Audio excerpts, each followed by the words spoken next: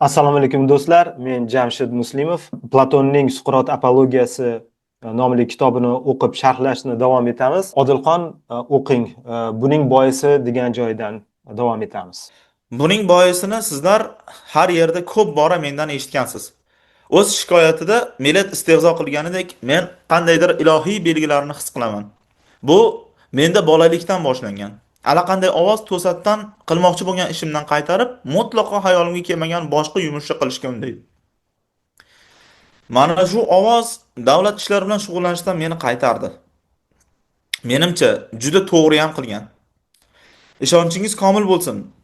Ey Afina muhtaramlari, agar kamina davlat ishlari bilan shug'ullanishga urinib ko'rganimda allaqachon halok bo'lgan va na sizga, na o'zimga biror foyda keltirmagan bo'lardim. Shu joyda to'xtaymiz. Sizga Shu joyda to'xtaymiz. Ya'ni Aha. ayblov nutqida Suqrot davlat ishlariga aralashmaydi, siyosat ishlariga, ko'proq siyosat ishlariga desak to'g'riroq bo'ladi, aralashmaydi deb go'yoki uni idiotga chiqarishmoqchi. Aslida Suqrot haqiqatdan u o'zini siyosiy ishlardan, siyosiy faoliyatdan o'zini chetlatgan Suqrot, lekin uni idiot qatoriga qo'shib bo'lmaydi, chunki u davlat qonunlari bo'yicha uning ishtiroki talab qilingan bo'lsa, xoh u urushda ishtirok bo'lsin yoki xoh bir qandaydir bir davlatning Afinaning polisning u yoki bu lavozimini qur'a asosida shuni bajarish kerakligi belgilangan bo'lsin, u bajargan. Bu birinchidan. Ikkinchidan, uning ko'pgina suhbatlari aylanib kelib baribir siyosiy falsafaga, siyosatga taalluqli edi. Va shuning uchun ham Suqrotga qo'yilayotgan mana shunday ayblovning negizi ham shunda. Muammo shundaki, va e'tiroz shundaki, Suqrot ochiqchasiga chiqib, men misol uchun mana shunday bir siyosiy qaror tarafdoriman yoki mana shunday qaror bo'lsa to'g'ri bo'ladi deb ochiqchasiga gapirmagan. So'rashganda g'alati gaplarni gapirgan va hozir aniq manbasi esimda yo'q. Men hozir esimga kelib qoldi. Buni topib bo'lishga harakat qilaman.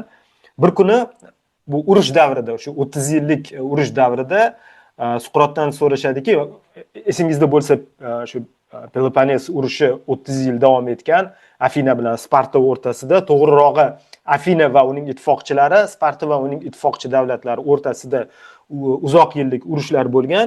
Mana shu davrda ba'zan janglar to'xtab turgan, ba'zan vaqtinchalik to'xtab turgan va yana o'z vaqtida yana avj olgan.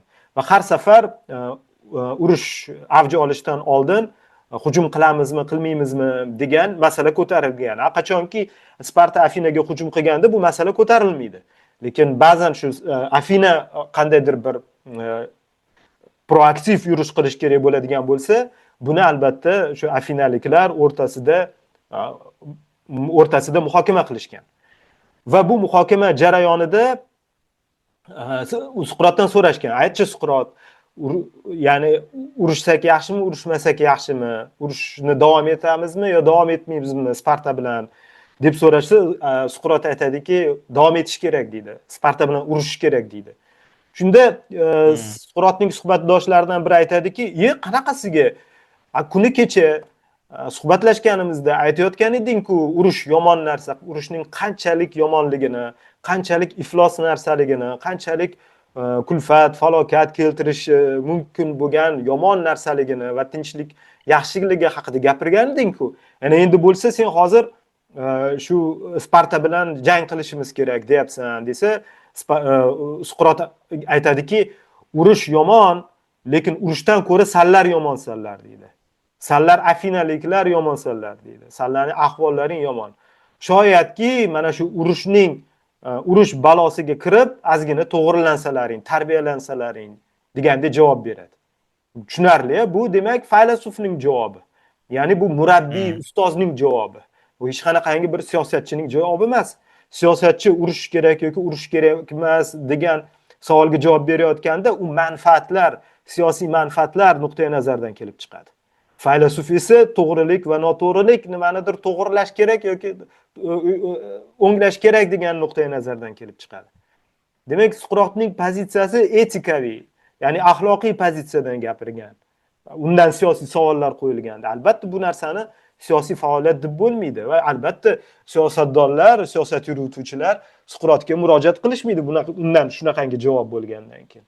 Va shundan ko'ramizki, bu demak Suqrotning ayblovchilari ayblov nutqida Suqrotga mana shunday aybni qo'yishyaptiki, u siyosatdan o'zini olib qochgan deb. Yana bu oldingi avvalgi suhbatimizda esingizda bo'lsa, siz Odilxon aytgandilar, shu yosh kattalar yoshlarni jim o'tirgin deganda tarbiyalaydimi? Yo'q, u Afina fuqarosi faol bo'lish kerak. Siyosiy polisning siyosiy faoliyatida faol bo'lish bu albatta nima hisoblangan? Fazilat hisoblangan. Shuning uchun va bu hunarini, san'atini, siyosat san'atini o'zlashtirgan odam bir fazilatli inson sanalgan afinaliklarda. Va bu yerda Suqrot aytayaptiki, agar men to'g'ridan to'g'ri siyosiy faoliyat bilan shug'ullanadigan bo'lganimda o'zimga ham va polisga ham ziyon yetkazib qo'ygan bo'lardim. Buni nimadan kelib chiqib aytayapti? Suqrot ratsiodan, aqliy asos keltiryaptimi bunga? Mana hozir matnning davomida ko'ramiz. O'qing. Xo'p. Sizga haqiqatni aytaman, mendan xafa bo'lmang. Agar men sizga yoki boshqa ko'pchilikka ochiq qarshilik ko'rsatsam va davlatda sodir bo'layotgan ana shu ko'plab adolatsizliklar hamda qonunbuzarliklarni to'xtatmoqchi bo'lsam, meni o'limdan xalos etguvchi biror kishi topilmagan bo'lardi. To'xtang shu joyda, matnni sal yuqoriroqdan o'qing.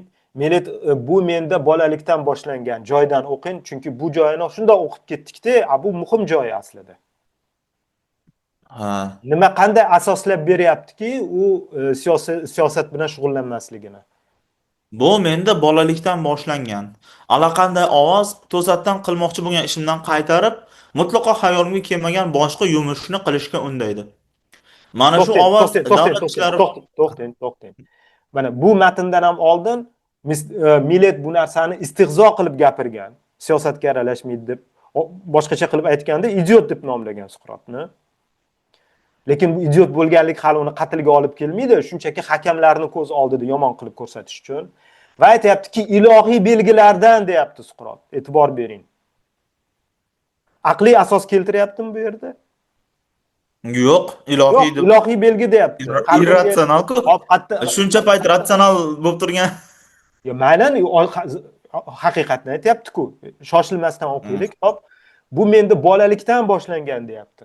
Allaqanday ovoz, ya'ni ichidagi ovoz ishimdan qaytarib mutlaqo xayolimdan kelmagan boshqa yumushni qilishga undaydi.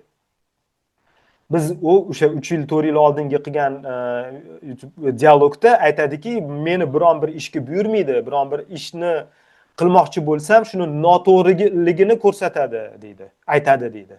Ovoz qandaydir bir rus tilida naitiya deydi, bir qanaqadir bir belgi his qiladi qalbi bilanki, bu narsa bu yerda esa yana boshqa ishga undaydi deyapti. Bu yerda. Nima undaydi? Daemon. Suqrot bu narsani daemon deydi. Bu daemon haqida Ksenofont ham yozgan, dialogning boshqa Platonning boshqa dialoglaridan ham ko'ryapmiz va bu yerda ham ko'ryapmiz. Va aytayaptiki, mana shu ovoz davlat ishlari bilan shug'ullanishdan meni qaytardi. Mana shu ovoz deb o'zi Ksenofontning fikricha mana shu ovozga murojaat qilganligini Afinaga yangi xudo olib kiryapti degan gapga ulashgan ayblovchilar. Ishonchingiz komil bo'lsin, ey Afina muhtaramlari. Agar kamina davlat ishlari bilan shug'ullanishga urinib ko'rganimda allaqachon halok bo'lgan va na sizga va na o'zimga biror foyda keltirmagan bo'lardim. Qanday foyda? Suqrot foyda deb nimani aytadi? Qani aytingchi? Suqrot foyda deb o'zimga ham sizlarga ham foyda keltirmagan bo'lardim. Nima u foyda? Deb nima foyda? O'zini emas, bularni tushunchasidagi foydani aytayotgan bo'lsa kerak. Davlat ishlariga foyda. O'tirganlarida? Yo, balki shunaqadir. Lekin shundoq ham shu foydani keltirmayapti-ku. Shu to'g'ri. Foyda deb anaqani aytayapti-da. Men sizlarga so'naman deganida o'tgan safar. O'g'itman deganida. Sizlarni bilmasliginglarni bilib ko'zinglarni ochadigan foydani qilmagan bo'lardim demoqchi. Yo'q, halok bo'lardim degan joyga e'tibor bering. Yaxshi tushunmayapsiz, boshqatdan o'qing. Hozir.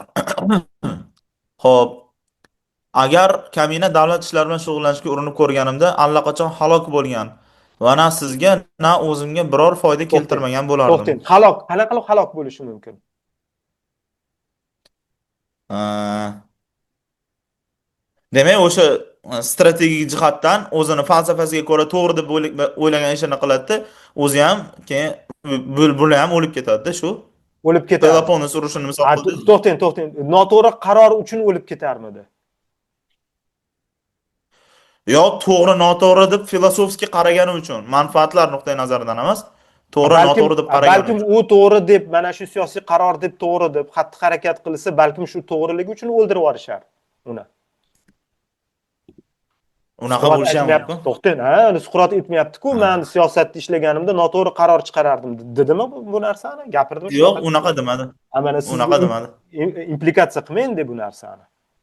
Men to'g'ri qaror qilardim. O'shani Lekin sizlar buni tushunmasdinglar. O'shani o'zida meni bir balo qilardinglar deydi. Bu degani, men bu yoqdagi boshqa odamlarga tarbiya bera olmasdim. Falsafa yuritib, ularni suhbatga tortib, savol ostiga olib, fikrlashga undamay qolardim, deyapti. Demak, ikkita foydani ichidan yoki ikkita zarar deymizmi? Ikkita zararni ichidan kamrog'ini tanlayapti va ikkita foydani ichidan ham ko'prog'ini tanlayapti. Ikkita zarar. Birinchi zarar u o'ladi, vaqt u yosh o'lib ketadi va dars bera olmaydi. Zararmi? Zarar. Va siyosatga aralashmaydi. Zararmi? Suqrotning siyosatga aralashmasligi zarar. Lekin dars berishi foyda. To'g'rimi? O'ylab ko'ryapti-da. O'ylab ko'ryapti. Tarozi pallasiga solsak. Foyda narsani. Foyda ko'proq deyapti va zarari kamroq deyapti. Ya'ni nima? Bu yerda ratsional qarorni ko'rsatyapti. Endi bu narsani tushunish uchun biz Suqrot bir narsaga berilsa, juda bu oxirigacha berilib ketadigan odamda. U o'zining falsafasining timsoli u. Lekin murakkab falsafa. Uni juda bir jo'n tushunish kerak emas. Mayli o'ylagan-ku shogirdlari mana u shu ishlar bilan shug'ullansa, falsafa bilanda, o'sha undan o'rgangan shogirdlari davlat ishi bilan shug'ullansa, hammaga foyda deb hisoblagan bo'lsa kerak. O'tgan safar aytib beruvdingiz. Davlat ishiga shogirdlar tayyorlagan deb. Bittasi kritik, lekin uni noto'g'ri, endi buni bukvalni tushunib, nimaga aylandi? Uni faqat davlatni munosiblar boshqarish kerak ekan deb nimaga aylanib qoldi? Tiranga aylanib qoldi. To'g'rimi? Bittasi Alkiviyat bu yo'qotsa gapiga to'dani olomonni gapiga kirish kerak emas. Ali radikal harakat qilib, bu hukumatni, hokimiyatni qo'lga olish kerak dedi. To'g'rimi? Bu haqiqatdan shunaqa bir Suqrot o'ylagan, lekin aynan shunaqa shaklga o'tib ketishini to'g'ri deb hisoblamagan, ha? Ularning qarori bu. O'sha kritik ham Alkiviyatning uni qarori. Men boshqa narsaga e'tibor bermoqchiman. Yana halok bo'lardim degan joyga e'tibor bermoqchiman. Suqrot urushga borganda, jangga borganda u o'zini ayamaganligi haqida rivoyatlar bor. U Platon boshqa joylarda o'zini ayamasligi, qo'rqmasligi. Ya'ni falsafa bo'yicha qanaqa? Falsafiy inson biron bir narsani to'g'ri deb bildingmi, oxirigacha to'g'ri bo'lgan deydi. Suqrotning falsafasida. Jangda to'g'ri deb bildingmi, orqaga chekinish yo'q, o'zingni ayash yo'q degan narsa. Va janglardan birida nihoyatda bir og'ir harbiy operatsiyaga Afina askarlarini yuborishadi, sarkardalar. Bu shunaqangi jang operatsiyasi ediki, undan hech kim qaytish kerak emas edi. Yoki ko'p talofat bilan qaytish muqarrar edi. Ya'ni bu shunaqangi jang ediki, bu nihoyatda og'ir operatsiya edi. Hamma qaytib kelsa ham, ko'p askarlar qaytib kelsa ham, Suqrot qaytib kelish kerak emas edi bu jangda. Qaytib kelmas edi. Qaytib kelmasligi kerak edi. Shunda Samosaxraniy instinkti o'lgan. Instinkt bor, bu alaqada albatta instinkt bor Suqrotda. U faqat uni yengib o'tgan odam. Suqrot odam, inson-ku bu. Uning falsafasi yuqoriroq turadi. Shunda jangdan qaytib keladi Suqrot. Ko'chada yurganda uni bitta eski tanish ko'rib qolib, Suqrot, sen tirik qoldingmi?" deydi. Hayron bo'ladi. U jangdan qolib ketishiga nima sabab bo'lgan? Nima uchun tirik qaytib keldi u? Suqrot bu jangdan. Hamma o'lib ketsa ham Suqrot qaytish kerak emas edi. Uni jang maydonidan Alkiviad yetaklab olib chiqib ketgan Suqrotni. Tushundingiz-a? Jang bo'lgan, jang maydonidan bu jangdan chekinish, o'lib ketish kerak bo'lgan Suqrotni Alkiviad sudrab olib chiqib ketganki, uni hayotini saqlab qolgan. Undan oldin boshqa janglarda Suqrot Alkiviadni yarador bo'lib yotganda o'zini dushmanga urib, o'sha shogirdini olib chiqib ketgan bo'lsa, mana bu jangda Suqrot yaralanmagan bo'lsa ham, lekin shu turib dushmanga urushib turgan joyda bu hozir Suqrot o'ladi deb, shu o'zini Alkiviad oti bilan borib bostirib kirib, dushmanning ichiga bostirib kirib, uni tortib olib chiqib kelgan. Men aytmoqchimanki, agar Suqrot siyosat bilan jiddiy shug'ullanganida 70 yoshgacha yetib bormasdi. Uni bir balo qilib qo'yishardi. Tushunarli? Ya'ni u mana shu falsafiy murabbiylik, mudarrislik yo'nalishini tanladi. Davom etib o'qiymiz. Xo'p. Yo'q, kimda-kim haqiqatan adolat uchun harakat qilsa, hatto biroz muddat tirik qolsa ham, jamoaviy ishga qo'shilmasligi va xususiy shaxs o'laroq qolmog'i lozim. Buning uchun eng kuchli dalillarni keltiraman. Fikrlar emas, balki siz ko'proq qadrlaydigan ishlarni. Demak, men bilan sodir bo'lgan hodisani tinglang. Shunda o'lim qarshisida ham adolatga ters biror gapga qo'shila olmasligimni va alal oqibat bundan halok bo'lishi mumkinligini anglaysiz. Sizga aytmoqchi bo'lganim hikoya zerikarli, ammo asl haqiqatdir. Ey afinaliklar, men hech qachon shaharda qandaydir mansab egallamaganman, lekin majlisda bo'lganman. Qabilamizga Antioxiyada raislik qilgan paytlar dengiz jangida jabrlanganlarni saqlab qola olmagan 10 ta strategni keyinchalik o'zingiz tan olgandek noqonuniy sud qilishga to'g'ri keldi. Shunda men raislik qiluvchilar orasida yakka o'zim qonunning buzilishiga qarshi chiqdim. Hamda notiqlar meni ayblashga va qamoqqa olishga urinishganda o'zlaringiz shuni talab qilib qichqirganda shuni tushundimki, qamoqdan yoki o'limdan qo'rqib sizlardek adolatsizlik tarafdorlari bilan bir bo'lgandan xavf va xatarlarga qaramasdan qonun va adolat tomonda bo'lganim ma'qul ekan. Endi mana e'tibor bering va to'xtang. Shu joyda Suqrot aytayaptiki, siyosat bilan shug'ullanish bu qonunga qarshi chiqish sallar, ya'ni o'zi bu formula emas, lekin afinaliklarga aytayapti. Sallarga Xudo berib bir siyosat bilan shug'ullanish bersa, bilganlaringni qilasanlar, jinoyat qilasanlar, jinoyatga borasanlar, olomon bo'lib. Chunki olomonda siyosiy kuch, siyosiy qaror chiqarish imkoniyati ko'proq. Va men shu Qur'on orqali davlat ishiga kirib qolganimda, shu sud ishini, sud majlisida ishtirok etganimda deyapti, Qur'on orqali chiqqan bu funksiyani bajarish kerak. Sizlar shu dengiz sarkardalari, dengiz zobitlariga qarshi chiqarayotgan noqonuniy ishlaringizda men qo'limdan kelgancha qarshilik qildim deyapti. Va qarshilik qildim va o'lib ketishim mumkin edi deyapti, lekin o'lib ketmagan Suqrot shunda. To'g'rimi? O'qing, davomini ayting. Hali bu shaharni xalq boshqargan davrlarda edi. Oligarxiya yuzaga kelgach esa 30lar o'z navbatida meni va yana 4 ta fuqaroni Dumaloq palataga chaqirishdi va bizga Salamindan Leontni qatl qilish uchun olib kelishni buyurishdi. Shunga o'xshash ko'p narsani boshqa ko'pchilikka ham buyurganlar. Iloji boricha ko'proq aybdorlarni topishga intilganlar. Faqat shu safar ham so'zim bilan emas, amalim bilan men uchun o'lim, qo'pol qilib aytganda eng bo'lmag'ur narsa ekanini isbotladim. Barcha noqonuniy va Xudoga ters ishlardan saqlanish, mana shu men uchun eng muhimi edi. Demak, aytmoqchiki, shunday qilib e'tibor bering, ikkita vaziyatni keltiryapti. Afina demokratiya hukmron surganda qonunlar oyoq osti bo'ldi va buni siyosatchilar qildi, deyapti. Men ham siyosatchilar bilan bo'lganimda men ularga sherik bo'lardim. Men ularga qarshi bo'lishga harakat qildim, deyapti. Va demokratiya to'xtatilib, o'sha urushdan keyin bu haqida birinchi chiqishimizda gapirgan edik. Tiranlar hukmron bo'lganda va ularning ichida Suqrotning shogirdlaridan biri bor, Kriti, va shunaqa bo'lganda, shunaqa qaror chiqarishganda men bu qarorga qarshi chiqdim va men ham qatl qilinishim kerak edi deydi. Chunki repressiya davri edi. O'qing. Qayerda agarda bu hukumat degan joyda keldikmi? Shu joyni. Shunday qilib bu hukumat Bu hukumat qanchalik qudratli bo'lmasin, meni qandaydir adolatsizlikka majburlay oladigan darajada qo'rqita olgani yo'q. Lekin biz dumaloq palatadan chiqqanimizdan so'ng men uyimga, qolgan to'rtovlon esa Salaminga Leontni olib kelishga ketdi. Agarda bu hukumat tez orada parchalanib ketmaganida, katta ehtimol bilan men o'lib ketgan bo'lar edim. Bularning barchasi uchun sizda yetarli guvohlar topiladi. Ya'ni Endi aytingchi, aytmoqchiki, men o'limdan qo'rqqanligim uchun siyosatga aralashmadim deyapti. Tushunyapsiz? O'limda siyosatga bunday o'limdan aralashmaslik, qo'rqqanimdan emas siyosatga, deyapti. ya'ni siyosatga bunday aralashmaslik ham xatarli narsa edi deyapti. Men adolat tarafda bo'ldim demoqchi. O'qing, mayli. Endi aytingchi.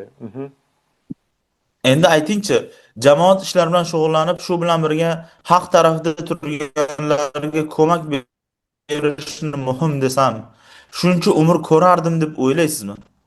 Hech qanaqasiga, ey Afina muhtaramlari, boshqalar ham buning uddasidan chiqa olmaydi.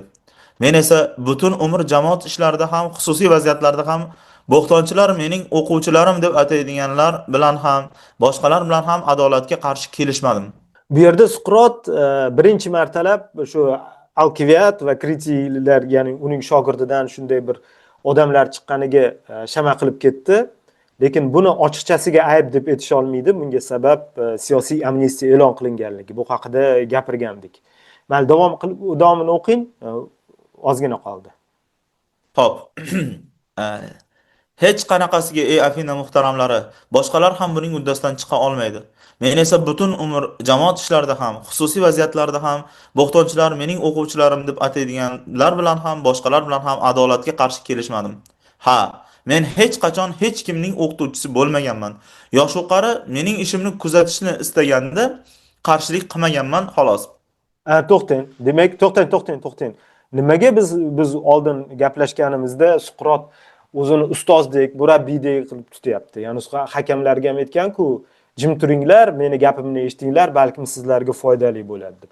Bu yerda esa hech qachon o'qituvchilik qilmaganman deyapti. Nima uchun? Nima bu yerda ziddiyat bor? Aslida ziddiyat bormi? Nima uchun fikringizcha? O'qituvchilik deganda u muayyan bir masalani nazarda tutsa kerak. Hech qachon men o'qituvchiman deb aytmagan. U shunchaki va'z qilaman, istaganlar meni eshitadi, o'zini meni shogirdim deb hisoblaydi deyapti. Shunda, ya'ni O'qituvchilik deganda to'g'ri. Gapiring. o'qituvchilik deganda u jiddiy qabul qilsa kerak. Sofistlarni rosa maqtadi-yu, mana ustozlar deb. Yashang. Haq olmagan bittasidan ham.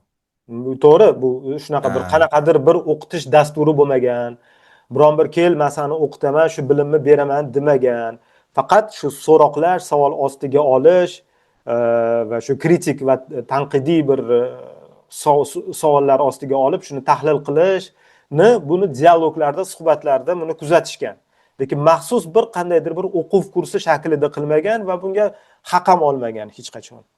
Mana shu haqiqiy o'qituvchi shunaqa bo'ladi. O'qituvchida endi Afina uchun o'qituvchida o'qitiladigan bir predmet bor, dastur bor, nimagadir, qaysidir kompetensiyaga, malakaga o'rgatadi va bunga haq olish kerak. Suqrotda unisi ham yo'q, bunisi ham yo'q. Shuning uchun men o'qituvchilik qilmaganman deganda shuni nazarda tutadi. Mana davomida aytadi. Pul uchun suhbat qilmadim. Boyga ham, kambag'alga ham so'rash imkonini berdim. Istaganlarga menga javob berish va so'zlarimni tinglashga ham yo'l berdim. Bu odamlar yaxshi-yu yomonligiga adolat bilan javob bera olmayman. Chunki ularning hech birini biron ilmga o'rgatmaganman va bunga va'da ham bermadim. To'xtang, ya'ni aytayaptiki, ya'ni haligi Kriti, Alkiviad, ya'ni boshqa bir odamlar jinoyatchi deb topilgan, siyosiy dushman bo'lib qolgan Afinaga bo'lgan odamlar uchun men javob bermayman deyapti.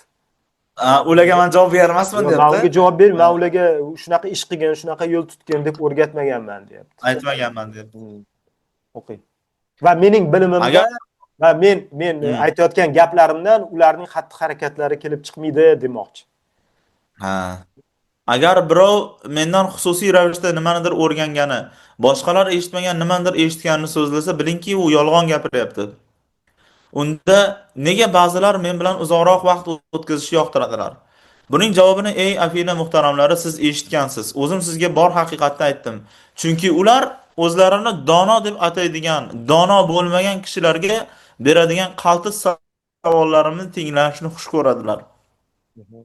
Buning o'ziga xos lazzati bor albatta.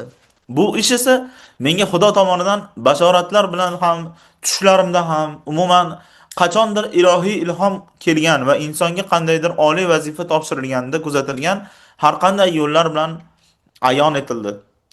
Bu nafaqat haqiqat, Afina ahli, balki isbotlashga ham oson. Aslida ba'zi yoshlarni buzayotgan, ba'zilarini buzib bo'lgan bo'lsam, ularning yoshlari katta bo'lganlari va qachondir yoshliklarida men ularga qandaydir ahmoqona narsani maslahat berganimni anglab qolganlar, hozir kelishlari va meni ayblab qasos olishlari kerak edi.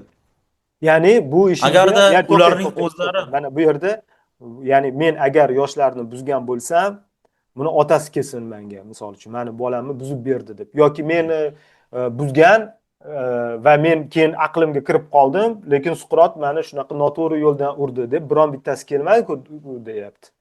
Milet, Anit va Likondan boshqa hech kim yo'q u deyapti. Qani isbot dalili yoshlarni buzganligim deyapti. Tushundingizmi? Lekin Suqrot qo'shtirnoq ichida shunaqa buzadiki, hech qachon buzildim demaydi. O'qing. Qo'shtirnoq ichida. O'qing. Agarda ularning o'zlari buni istamasalar, uydagilardan kimdir, otalari, akalari, boshqa qarindoshlari bu haqda hozir eslatar edilar. Ularning Lekin bu ko'pini yerda shu muammo yerda bor. ko'rib turibman. Odilxon, Ha? bu yerda muammo bor. Hech kim kelib mani o'g'limni, jiyanimni, ukamni buzdi deb gapirmaydi ommani oldida. Bu isloq bu. Tushundingizmi? Bu bunaqa gap qo'yish ham o'zi aslida sud hay'ati uchun bir asosli gap emas. Lekin asosli gapi isbot qani, kimni buzdim desak hech kim aytmaydi. Ya'ni bir muammoli masala-da bu shunaqangi buzgansanki ommani ichida mana buzildi deb o'zini bolasini, ukasini anaqa qilmaydi-yu, izza qilmaydi-yu. gapirmaydi-ku hech qachon. Shu joyi ham bor-da, o'qing. Ha, bu mashinniklik qilgan ekanda. Mashinnik emas, haqiqiy filosof. Haqiqiy filosof. Haqiqiy chinakam, chirigan filosof deydi-ku. Chirigan. O'qinglar. Demak, ularning ko'pini shu yerda ko'rib turibman. Mana masalan, og'aynim va hamyurtim Kriton. Mana uning otasi Kritabola. Keyin Svetlik uning Lisani. o'g'li Kritabul. Bu yerda sal tarjima neto bo'lib qolganmi? Kriton ota, o'g'li Kritabul. Kritabul. To'g'ri. Ha. Tuzatib qo'ying. Og'aynisi Lisani bo'lsa, uni otasi bo'lmasa kerak. Yo'q, Kritabul, Kriton, Kritabul, Platon va Ksenofontni asarlarida ko'p uchraydi bu odamlar. O'qiyvering. Men to'g'rilab qo'yaman. Keyin Svetlik Lisani, uning otasi Eschina, yana Epigenning otasi Kefislik Antifon. Mana aka-ukalari mening ortimdan yurgan yana boshqalar. Feozotidning o'g'li va Feodotning akasi Nikostrat. Feodotning o'zi dunyodan o'tib ketdi. Shunday ekan, u har holda akasidan menga qarshi gapirmasliklarini so'ray olmagan bo'lardi. Mana Demodokning o'g'li, Feagning ukasi Parat. Mana Aristonning o'g'li Adimant, yana Platonning akasi Eantador, mana bu Apollodorning akasi. Yana qancha odamni keltirishim mumkin. Milet esa o'z nuqtada shulardan birortasi. Bu joyda yana Platon ham o'tiribdi aslida. Platon bu xuddi shu joyda o'tirgan. Mana Platonning akasi Anatador degan, uning akasi Platon haqida aytish mumkin edi deb aytayapti. Lekin muammo shuki, u falsafa shunaqa buzadiki, hech qachon o'zini buzilganligini ko'rsatmaydi. Tushunyapsizmi bu? Ko'rsatmaydi. Bu yo'q, qanaqa qilib aytadi? Mani buzildim deganda qanaqa qilib kim aytadi bu narsani? Chunki mana kritik fikrlashga o'rgatib qo'ydi desa, men qatdan ham shu kritik fikrlashni o'rgandim. Qatdan ham bu falsafiy fikrlashni o'rgandim, so'roqlashni o'rgandim. Mani Suqrot buzdi deb kim gapiradi? Bu narsani fazilat deb bilgandan keyin. Tushunyapsizmi? Kattalar buzish deb nimani aytyapti mana masalan kattalar-da? Axloqiy buzilishmi? Kattalarni hurmat qilmayapti deyaptimi? Yo'q, katta qonunlarni endi bu yerda ayblovi tagidagi nimkosasi nima? tuzumga qarshi odamlarni tuzumning asosi bo'lmish axloq, ya'ni qonunlarni, axloq emas, an'analarni savol ostiga oladi bular. Mana shu, chunki konstitutsion tuzumga tajovuz qildi deb ayblashadi-yu, xuddi shunaqa ayblovda bu. Ha. Bu aqli bilan, gapi bilan va oxir oqibatda qarorlariga ta'sir qiladigan narsa. Lekin hech kim meni shunaqa qilib buzdi deb hech kim gapirmaydi-ku. Mayli, o'qiyvering. Ha. Yana Yana qancha qancha odamni odamni keltirish keltirish mumkin? mumkin? Millet esa o'z nutqida shulardan birortasini guvoh sifatida ko'rsatishi kerak edi. Agar o'shanda bunday qilishni unutgan bo'lsa, hozir qilsin. Bunga ijozat beraman. Shunday arzlari bo'lsa, marhamat, bayon qilsinlar. Lekin sizlar mutlaqo teskarisiga guvoh bo'lasizlar, ey muhtaramlar. Millet va Anit aytgan meningdek buzg'unchiga barcha yordamga tayyor ekaniga guvoh bo'lasizlar. Eng fikri buzuqlar kaminaga yordam berishlari tushunarlidir. Lekin ularning qarindoshlarida, yoshi ulug' odamlarda meni himoya qilishga qanday asos bor? Millet yolg'on gapirayotgani, mening haq ekanim borasidagi adolatli ishonchdan boshqa. Yetar bu haqda endi, ey muhtaramlar. O'zimni oqlashim uchun quyidagi asoslarni keltiraman. Balki qaysidir biringiz o'zi haqida eslab, ishi menikichalik muhim bo'lmasa ham hakamlardan yaxshilik so'rab, yig'lab yolvorib, ularning rahmini yanada keltirish uchun o'z zurriyotlari va yana ko'plab qarindosh va do'stlarini keltirganini eslab xafa bo'lar. Men esa jiddiy xavf ro'paramda turganiga qaramay bunday qilmayman. Bu haqda o'ylab ko'rib, balki sizlardan kimdir menga nisbatan beshafqat bo'lishi kerak deb hisoblab ovoz berish mumkin. Ya'ni Aynan shunday o'ylashyapti. aytyaptiki, yana aytmoqchiki, qadimgi Yunonlarda ham, qadimgi Rimlarda ham shunaqa sud ishlarida odat bo'lgan. Sudga shu ayblanuvchini qarindoshlarini, xotinini, bolalarini olib kelib va shu ayblanuvchi yig'lab, haligi drama qilib gapirish, hayotni, qalbini yumshatishga urinish, bu odatiy hol bo'lgan. Va Suqrot aytayaptiki, o'ylab ko'ringlar, men aybdor bo'lmaganligim uchun men shunday qilmayapman. Mana xotinimni, bola chaqamni olib kelmadim. Va sizlarning oldida drama qilib, haligi choz sochimni yulib, yig'lab, siqtab aybdor emasman deb bir shunaqa ish qilmayapman, deyapti. Go'yoki bu aybdor emasligiga qanaqadir bir ayb asos bo'ladigandek.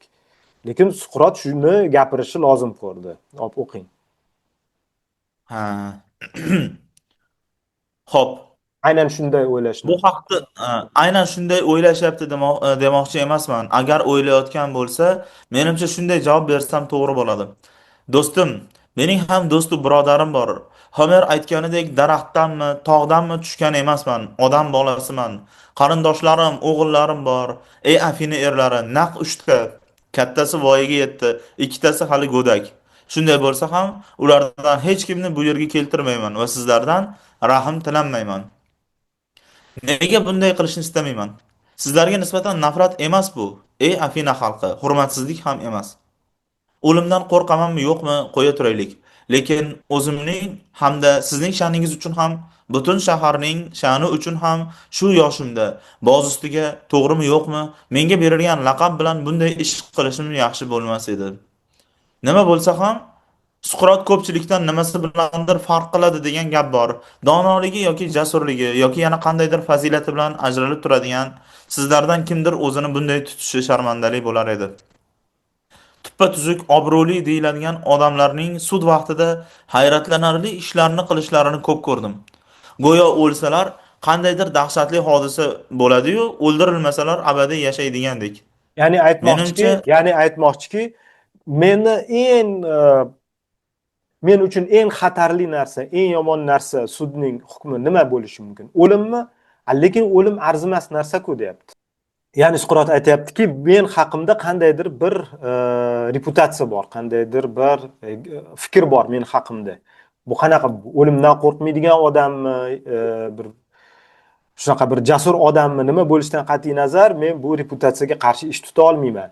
Va meni eng qo'rqitadigan narsa, eng men uchun xavfli bo'lgan narsa jonimni olish. Bu men bundan qo'rqmayman demoqchi. Nimaga men o'zimni sizlarning oldinglarda oqlashga harakat qilishim kerak demoqchi. Jonimni berib, o'zimni qiynab, o'zimni oqlashga harakat qilishim kerak. Olsalaring jonimni olasanlar, demoqchi. Boshqa nimamni olasizlar, deyapti. Boshqacha qilib aytganda. O'qing. Jamshid aka bu nimaga shu haligi hadeb minnat qilaveradi suddan yalinmasligini, Davomini o'qing, jasoratini qanchasiga. davomini o'qing bilasiz. Davomida o'qing. Mhm. Xo'p. Go'yo o'lsalar qandaydir dahshatli hodisa bo'ladi-yu, o'ldirilmasalar abadiy yashaydigandek. Menimcha bundaylar shaharni sharmanda qiladilar. Biror ajnabiy Afinaning tanlangan jasuri o'zini katta lavozimga saylasa, xotindan farqi yo'q ekan deb o'ylashi mumkin. Shunday qilib, ey muhtaramlar, nafaqat biz obro' e'tiborli kishilar bunday qilmasligi zarur, balki siz ham buni qilishimizga yo'l qo'ymasligingiz kerak. Qaytaga kim shunday yig'i-sig'i namoyishlarni ko'rsatadiganlarni va shahar ustidan mazahlar paydo bo'lishiga sabab bo'layotganlarni ayblashga yaqin bo'lib qoldi. Sizda chiqisi yo'q. To'xtaganingiz yaxshi, sharhlash kerak. Ya'ni aytmoqchiki, agar shunaqa yig'i-sig'i qilishlik bu isnot, bu sharmandalik. Faqat men uchun sharmandalik uchun, sharmandalik emas, balkim Afina uchun sharmandalik. Yana nafaqat men shunday yo'l tutaman, balkim sizlar ham shunday qilmalaring deyapti. Ya'ni men sizlarga nima ko'rsatyapman? Sudda o'zini munosib qanday tutish kerakligi haqida sizlarga dars beryapman deyapti. Ya'ni sizlarga shunaqa bir master klass. master klass ko'rsatyapman, to'g'ri. Sizga namoyish qilib namuna ko'rsatyapman deyapti. Shu turishim o'zi sizlar uchun ibrat bo'lish kerak, dars bo'lish kerak demoqchi. Bu savolingizga qisman javob bu. Lekin to'liq javob emas. O'qing, ko'rasiz. To'lig'ini keyin bilasiz. Uzilib qolgan joyini o'qib beraman, keyin davom etasiz. Qaytaga kim shunday yig'i-sig'i namoyishlarni ko'rsatadiganlarni va shahar ustidan mazahlar paydo bo'lishiga sabab bo'layotganlarni ayblashga yaqin bo'lishlaringiz kerak. O'zini xotirjam ko'rsatadiganlarni emas. Ya'ni sharmanda uyaltiradigan narsa o'zini shunaqa sudda o'zini yig'i-sig'i qiladiganlarni ayblash kerak demoqchi. Menga o'xshaganlarni emas. Sharaf u yoqda tursin. Menimcha ey afinaliklar, vaziyatni aniqlashtirib, ishontirish o'rniga hakamdan iltimos qilib, jazodan iltimos bilan qutulib qolish noto'g'ri deb hisoblayman. Hakam rahm shafqat ko'rsatgani emas, sud qilish uchun o'tkazilgan. Qasamni ham istaganiga rahm ko'rsatishga emas, qonun bo'yicha sud qilishga ichgan. Shuning uchun ham sizni qasamni buzishga chorlamasligimiz, siz ham bu chaqiriqlarga rozi bo'lmasliklaringiz kerak.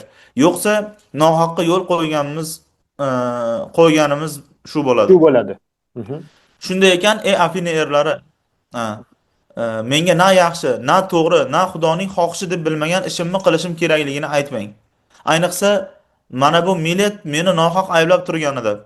Zotan agarda men sizdan yo'ldan urib, iltimosim bilan qasamingizni buzishni so'raganimda, sizni Xudo yo'q deb o'ylashga undagan va himoyalanish o'rniga o'zimning xudolarini tan olmasligimni isbotlagan bo'lar edim.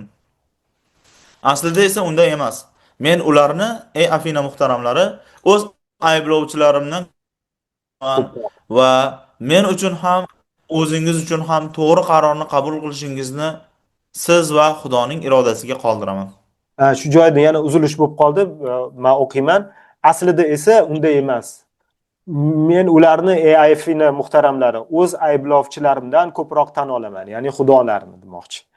Va men uchun ham, o'zingiz uchun ham to'g'ri qarorni qabul qilishingizni siz va Xudoning irodasiga qoldiraman. Bu yerda yana muhim joyda izohlaymiz. Shu bilan nutqi tugadi. Ya'ni bu yerda xudolar deydi, bir Xudoning irodasiga qoldiraman deydi. Endi sharhlar bo'yicha bu meni fikrim emas, lekin Xudo deb birlikda Xudo deganda kimni nazarda tutadi?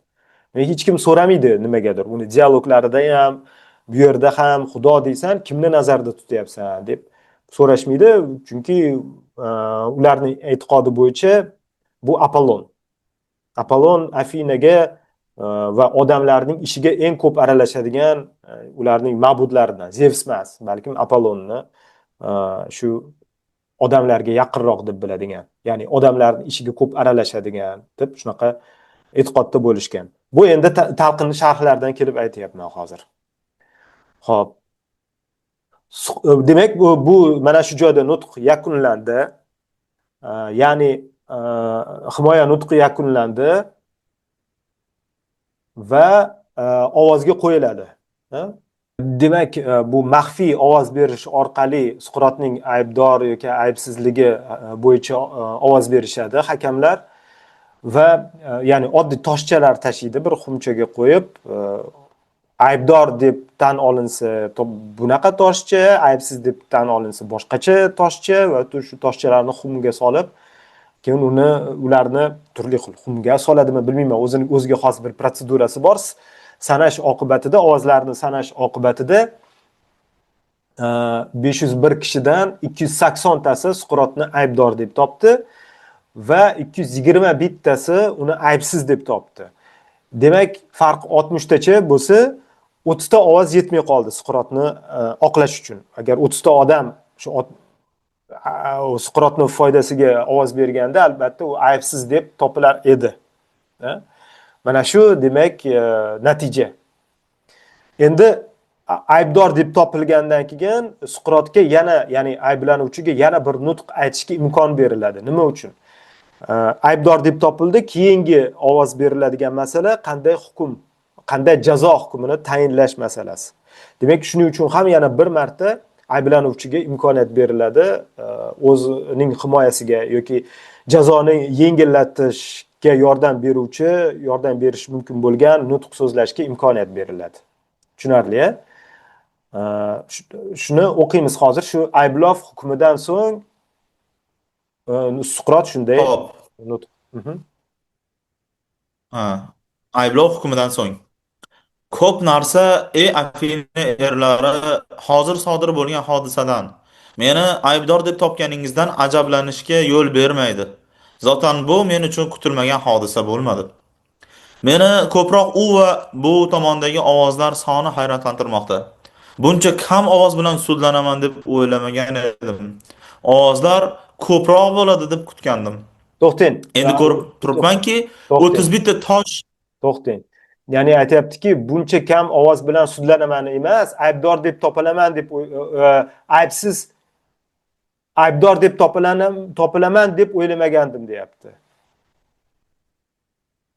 Ya'ni menga aybdor deb topilishimga shuncha kam ovoz ketadi deb yetarli bo'ladi. Meni ko'proq odam aybdor deb topadi deb shunaqa deb o'ylagandim deyapti. Ya'ni aytmoqchiki, Suqrot o'zini nutqida, o'zini tutishida, o'zini ishlarida u imkon boricha, ya'ni o'zini himoya qilmagan. Tushunarli, meni ko'proq odam ayblaydi deb o'ylagandim deyapti va shu tarjimada sudlanaman emas, boshqa so'z bo'lsa kerak. Xo'p. Va ko'proq bo'ladi deb kutgandim deyapti. Ya'ni aslida Suqrotga rahm kelgan odamlar soni ko'proq bo'lib chiqdi o'ylagandan. Lekin baribir aybdor deganlarning salmog'i kattaroq. Endi ko'rib turibmanki, 31 ta tosh u tomondan bu tomonga o'tsa oqlanib ketar ekanman. Millatdan esa o'ylashimcha qocha oldim ham emas, balki Anet va Likon bu yerga meni ayblash uchun kelmaganlarida u ovozlarning 5 dan birini ola olmagani uchun 1000 drahma to'lashga majbur bo'lardi. Nimaga bilasizmi? Bu odam to'xting. Yana bu Afinada shunaqa qonun borki, tabiiy o'sha sudga asossiz chaqiravermaslik uchun. Afinada shunaqa qonun bo'lganki, har kim insonni bir ijtimoiy bir jinoyat qilyapti, jamiyatga, polisga xavf-xatar tug'diryapti deb istagan odamini sudga tortish mumkin edi. Va shunaqangi professional ayblovchilar paydo bo'lganki, ular boylarni tortgan sudga. Bular hozir esimdan chiqib qoldi, termin bor bu. Shunaqa odamlar degan bir laqab bor bu odamlar uchun, bir istiloh bor. Bu odamlar sudga tortsa, boy odam sudga kelib 500 ta odam oldida turib, yana ezmalanib, qani yana aybdor ham bo'lib qolishi mumkin. Undan ko'rasi bu odamlarga pora berib qutulishgan. Tushundingiz-a? Shantaj qilishgan. Ha, tushundim. Shuning uchun shantajchilik ekan. Shuning uchun shunaqa bir qonun chiqarishganki, asossiz birovni ayblagan bo'lsa va bu aybsiz deb topilsa, ayblovchilar shtraf to'lagan. Ya'ni mana shunday sudning, ya'ni qonunning shunaqangi bir imkoniyatidan suiiste'mol qilishni qaytarish uchun shtraf e'lon qilingan. Tushunarli-a? Shu joyini aytib o'tish kerak. Bu odam menga o'lim Sikafantlar deyilganmi? Sikofant, ha, to'g'ri. Sikofantlar. Aha. Bu odam menga Bu odam menga o'lim jazosi qo'llanilishini so'rayapti. Yaxshi. Ey Afina muhtaramlari, men o'zimga qanday jazo tanlay? Munosib jazoni, shunday emasmi? Xo'sh, qanday ekan u? Hech narsadan hech narsa yo'q. Butun hayotim davomida o'zimga tinchlik bermay yashaganim va ko'pchilik ko'z tikadigan narsalar. Na pul yig'ish, na xo'jaligimni yashnatish, na strateg bo'lishga urinish, na xalqni boshqarishga intilmaganim uchun, na boshqaruvda, na shahrimizda bo'ladigan fitna va qo'zg'olonlarda aslo qatnashmaganim, o'zimni bu ishlarda qatnashib omon chiqishga juda haqli hisoblaganim uchun na sizlarga, na o'zimga foyda keltirmaydigan joyga bormaganim, o'rniga hammaga shaxsiy suratda ulkan qaytaraman, oliyjanoblik ko'rsata oladiganim ishga kirishganim uchun har biringizni boshqa ishlarga kirishishdan avval o'zingizni kamolotga yetkazish, yaxshi va dono bo'lishingiz uchun harakat qilishga undaganim uchun qanday adolatli jazoga duchor bo'lishim lozim? Qandaydir yaxshilikka, ey Afina muhtaramlari, agar haqiqatan ham hamma xizmatiga yarashasini topadigan bo'lsa, o'zimga to'g'ri keladigan yaxshilikka munosib edim.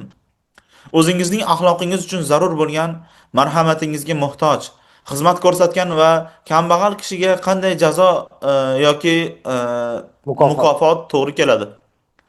Xullas, bu yerda e'tibor bersangiz, uni aybdor deb topilgandan keyin nima hukm o'qiymiz deganda ayblovchilar uni o'limga mahkum qilishyapti, o'lim deyishdi.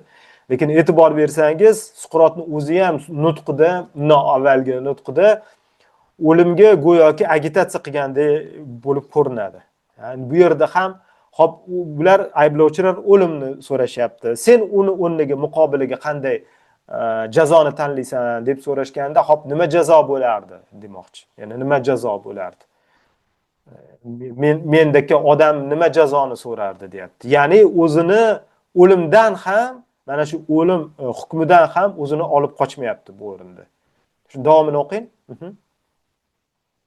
Bunday odam uchun, ya'ni bunday odam uchun deb o'zini aytayapti. Ha, bunday odam uchun ey Afina muhtaramlari, Britaniyadagi tekin tushlikdan ham ko'ra munosibroq mukofot yo'q.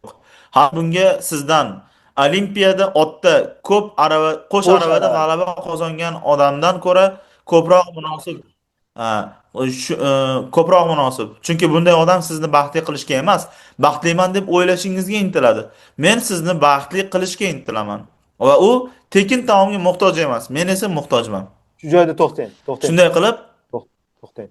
Ya'ni Britaniya deganda, men endi manbalarga qaradim. Britaniyada tekin ovqat berish kimlarga bo'lgan? Olimpiada o'yinlarida g'olib bo'lgan chempionlarga tekinga ovqat berishgan. Tushunarli?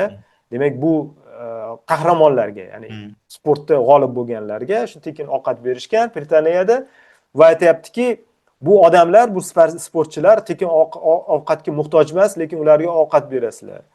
Va aslida ularga sizlarga hech qanaqangi biron bir foyda keltirmaydi deyapti. Men sizlarga foyda keltiryapman va men muhtojman deyapti. Shuning uchun jazo emas, menga tekin ovqat berishinglar kerak deyapti. Bu albatta mahkamani, hay'atni albatta larzaga keltiradi, g'azabini keltiradi. Bu yana qanaqadir bir nima desam ekan, jig'iga tegish amaliyoti davom etyapti. Suqrot provokatsiyada. Bu provokatsiya. Nima hop aybdor topdik. Senga men prokuror, endi ayblovchilar prokuror emas, ayblovchilar o'lim tilayapti. O'rniga nimani qanaqa yumshoqroq jazoni tayinlaylik desa, men qanaqa jazo? Meni jazoim tekin ovqat deyapti. Chunki men sizlarga zarar emas, foyda keltirayotgan odamman deyapti. Otdan tushsa ham egardan tushmaydi. Otdan ham tushmadi, egardan ham tushmadi Suqrot. O'qing. Juda bir na prinsip. Aha. Shunday qilib, agar o'zimga munosib jazo berishim zarur bo'lsa, men Britaniyada tekin tushlik tanlayman. Balki siz bu gapni kibrdan aytyapti deb o'ylarsiz. Xuddi yosh to'kishlar va tizza cho'kishlarda gapirganim kabi, ammo unday emas. Afinaliklar, gap shundaki, mening o'zim hech kimni ongli ravishda xafa qilmaganimga ishonaman. Ammo sizni bunga ishontira olmadim. Chunki biz juda kam suhbat qurdik. Menimcha, agar qatl qarorini bir emas, bir necha kunda ko'rib chiqish imkoniyati bo'lganda ishongan bo'lar edingiz. Ammo endi ish u qadar ham oson emas. oz vaqt ichida buyuk bo'htonlarni o'zidan soqit qilish. Shunday qilib, hech kimni xafa qilmaganimga ishonar ekanman. Hech qachon o'zimni xafa qilib, o'zimga jazo tayinlamayman. Nega? Mhm. Chunki millat men uchun talab qilayotgan jazodan qo'rqmayman va uning yaxshi yoki yomon ekanligini ham bilmayman. Ya'ni Demak, o'lim uning o'rniga nimaligini bilmayman deyapti. Tushunarli. O'lim o'lim nimaligini bilmayman deyapti. hech kim bilmaydi demoqchi. Aha. Nega? Aha. Demak, uning Demak, o'rniga yomonlik ekanligini aniq bilganim biror jazoni berishim kerakdir. Umrbod qamoqmi? Muntazam o'zgarib boradigan hokimiyatning 11lar quli bo'lib qamoqda yashash nega kerak? Jarima hamda uni to'lamagunimgacha qamoqmi? Bu umrbod qamoq degan gap, chunki to'lagani hech vaqoim yo'q. bu yerda yana tushunish kerakki, qamoq degani bu tekinga bir Afinani qaramog'ida yashash degani. Tekinga bani boqib nima qilasizlar demoqchi. Undan ko'ra siz tekinga Ha. ovqat beringlar, tekinga tushli ovqat deb sizlarga foyda keltiray. Qamoq beradigan bo'lsanglar, menga xuddi shu ovqatni berasizlar, lekin hech kimga foyda keltirmayman, deyapti. Tushundingmi? Ha. Aha, u Ha. holda o'zimni U holda o'zimni surgun qilishga hukm qilsammikin? Bu qarorni jon deb qo'llab-quvvatlasangizlar kerak.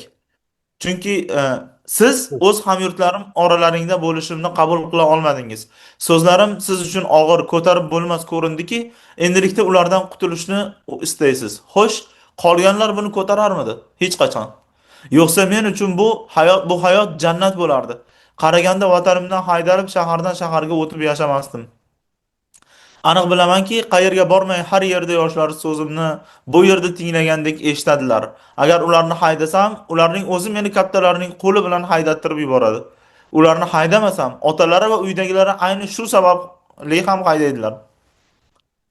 O'shanda kimdir Suqrot, nahot bizdan ketib ham tinch va osuda yashay olmagan bo'lsang dedi. Ayni mana shunda aytmoqchiki, mani surgun qilib jazolaydigan bo'lsanglar, men bu ishdan to'xtamayman. Lekin u nafaqat men ishdan to'xtamayman, oldimga afinaliklar, yoshlar kelib suhbatimni olib, eshitib yuraverishadi, deyapti. Mhm. Ayni mana aslida bu Xudoga quloq solmaslik bo'lardi. Ha. deb aytsam. O'shanda kimdir Suqrot. O'shanda kimdir Suqrot, nahot bizdan ketib ham tinch va osuda yashay olmagan bo'lsang dedi. Ayni mana shunga ba'zilaringizni ishontirish qiyin. Aslida bu Xudoga quloq solmaslik bo'lardi deb aytsam, siz menga ishonmaysiz va hazillashyapti deb o'ylaysiz. Boshqa tomondan har kuni siz bilan suhbatlashadiganim mavzularda jasorat, mardlik va hokazolar haqida gapirib, o'zimni ham, boshqalarni ham sinov ostiga olsam, inson uchun eng buyuk yaxshilik shunda deb aytsam, bunga ishonishingiz undan ham qiyin. To'xtang. To'xtang. Yana mana esingizda bo'lsa, Suqrot nima masalalarda odamlarni so'roq qilgan, savolga tutgan, nima masalalarda bahs yuritgan deganda mana shu fazilatlarning ayrimlarini aytdi. Bu jasorat, mardlik haqida. Mana shu haqida men falsafa yuritaman-u, endi yuritaman va shunga qarshi ish qilamanmi, deyapti. Xo'p. Aslida esa aynan shunday, ey muhtaramlar, ammo bunga sizlarni ishontirish qiyin. Boz ustiga men o'zimni qandaydir ahmoqona narsaga munosib deb o'ylamayman. Pulim bo'lganda buning badalini to'lardim. Menga hech qanday zarari bo'lmasdi. Ammo pul yo'q. Sizga bir kumush mina berishga qurbim yetadi. O'zimga shuni belgilay qolaman. Ammo mana bular, ey Afina muhtaramlari, Platon, Kriton, Kritabul, Apollodor, ular menga 30 mina belgilashimni, to'lovini esa o'zlari bo'yinlariga olishlarini aytishyapti. Demak, shuni belgilayman. To'lovchilar esa shu sizlarga ishonchli insonlar bo'ladi.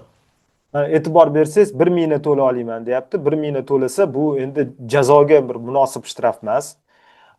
Lekin kattaroq summa bo'ladigan bo'lsa, mana men bu odamlar to'lab bermoqchiman, do'stlarim to'lab bermoqchi, deyapti. Unda Suqrotga qanaqa jazo bor bu yerda? Suqrot hech qanaqa jazo ko'rmayapti-ku. Ya'ni aylantirib kelib, o'limga hukm qilishga o'zi da'vat qilayotganga o'xshaydi. Tushundingizmi? Meni aytsa bo'lardi-yu, meni bolam bor. Noto'g'ri hukm bo'ldi, lekin bolalarim bor, bolalarimga qarayman. Ha?